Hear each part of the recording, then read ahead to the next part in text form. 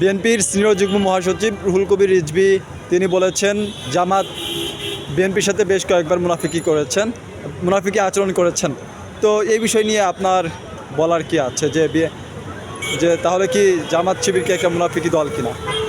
না, রিজভী ভাই যেটা বলছেন সেটা অবশ্যই ঠিক বলছেন এবং রিজভী ভাই যে কথা বলেছেন সেটা ইতিহাসের আলোকেই বলেছেন। আমরা যদি 91 সাল থেকে জামাতের রাজনীতি বিশ্লেষণ করি এবং জামাত যে আচরণ করেছে বিএনপির সাথে, সেই ক্ষেত্রে অবশ্যই মুনাফিকি আচরণ করেছে।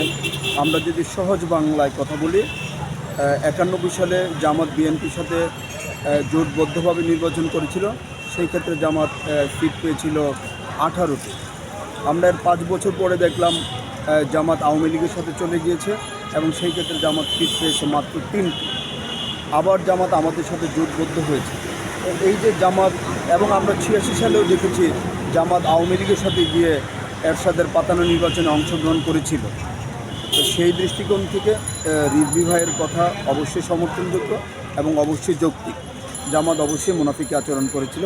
বিগত প্রায় 35 বছর ধরে তাদের রাজনীতি পর্যালোচনা বিশ্লেষণ ব্যাখ্যা করলে মুনাফিকি আচরণটাই বেশি পাওয়া যায়। আরেকটা বিষয়, শিবিরকে মূলত রক কাটা শিবির বলেছেন, তো এই বিষয়টা নিয়ে আপনার কিছু বলার আছে কিনা? শিবিরকে রক কাটা বলে এটা তো শুধু রিজভী ভাই একাই বলেন নাই, বাংলাদেশের জনসাধারণ শিবিরের যে রাজনীতি দেখেছে সেই 80 দশকের মাঝামাঝি সময় থেকে শিবির এই কাজটার সাথে জড়িত। কোনো না কোনোভাবে শিবির এই কাজটার সাথে জড়িত বলেই এটা উনি বলেছেন। এটা নিয়ে সমালোচনা কোনো নিয়ে নাই, সুযোগ নেই, বা এটা উদ্দেশ্য প্রণোদিত কোনো কথা না। ঠিক আছে।